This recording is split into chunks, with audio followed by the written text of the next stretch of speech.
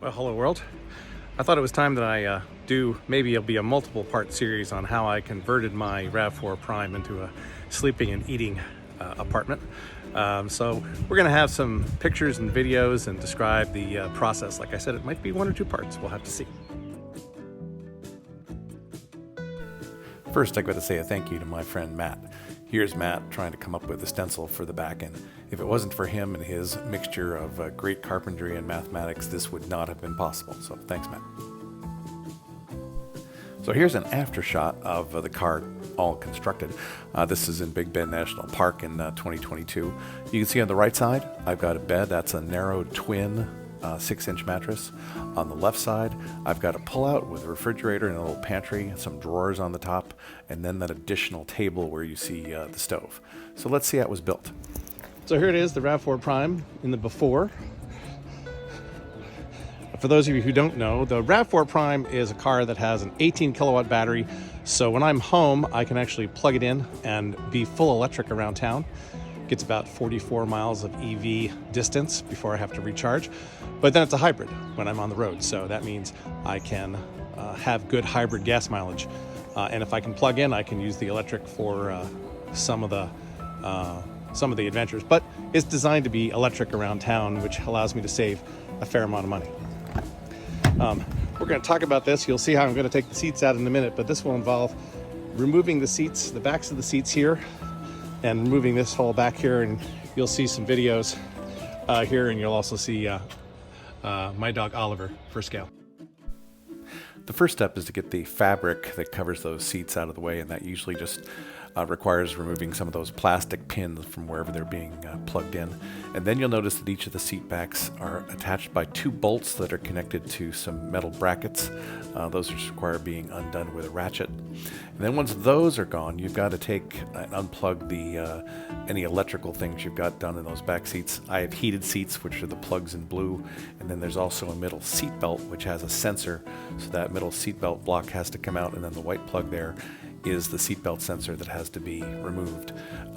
Once you undo all those and you get the seatbelt block out, which I'm showing you there, you can just take the seat backs and put them away. Don't forget to keep all the parts and remember what you did. The next step is to take the brackets that are there, and they're also with the same size bolts. Those can be unscrewed and removed. The next thing we did, Matt and I built a custom support that'll go where the seat backs came out, that'll help support all the foundational stuff we'll put in. So this is just a piece of angle iron with some other brackets to go into the screws, and then rug to keep the thing supported. So you'll see the board there in place, and in a close-up here you'll see that we just used that bracket to put the same bolts back into the supports where the seat brackets were.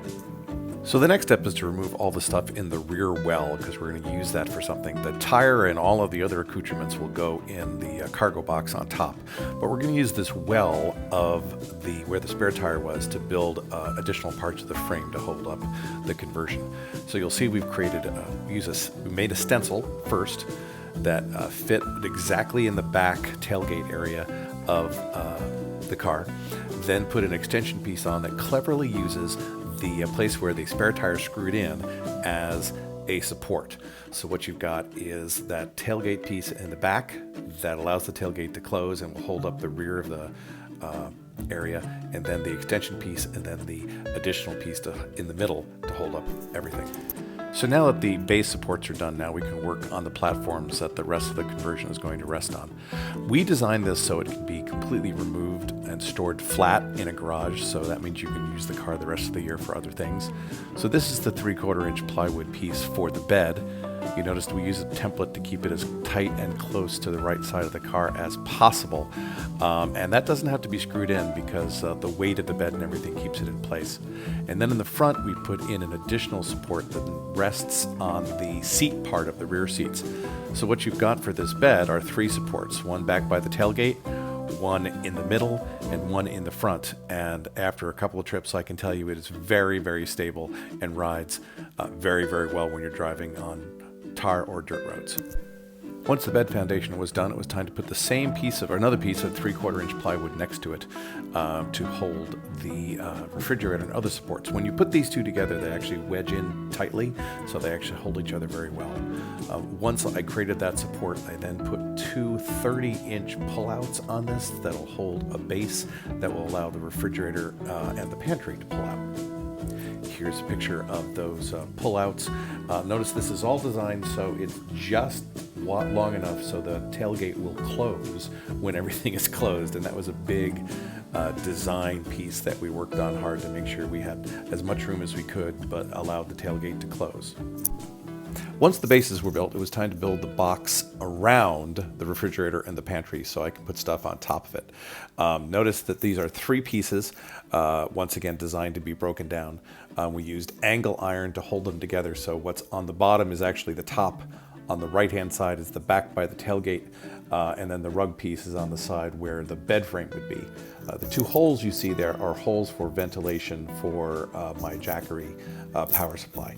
That is designed to go into some angle iron that was set in there and wedged in to that. So now you've got a box that allows a pull-out and a frame support. Now for the tricky parts. I wanted to build a place where I could have drawers that pulled out, so I built an extra framed piece that goes on top of that box and is built specifically so it wedges in and fits with the tailgate closed and has room for 2 pull-out drawers. And drawers are always a pain in the neck, and that took me a couple of times to get those right. Now you remember the slide outs for the bottom section. They came with some little brackets that allowed me to build a shelf and then add that shelf to the brackets so it would slide in and out, and that will hold the refrigerator and the pantry. So here's the fridge I bought on Amazon. It's a 12-volt fridge. I'll put it in the links. I made sure it was designed so it would open up when it was slid out, and that it had a cord. I could stretch the cord back to the Jackery, and then in front of that I just built a simple box that acts as my pantry for all my dry goods and things that don't need to be refrigerated. The thing you see on the front is a paper towel holder. Now, I wasn't left with really enough shelf space, so I had to build an extendable shelf to go out, and I wanted it to hang off the pantry. So I took a piece of wood, found a shelf bracket. It turns out that the regular shelf brackets go right over 1/2-inch plywood perfectly. So I just put a bracket on, that's the bottom of the picture. That bracket goes over the end of the pantry. At the front, you'll just see 2 simple metal support pieces.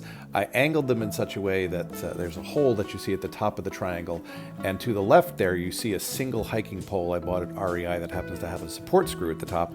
It comes out. I can put the hiking staff right in there and adjust it to the level I want for any location that I'm at, and there's a view of that supporting that with a stove on it in Utah. I also want to note that you'll see that I've covered a lot of this with rug on the bedside and on the side.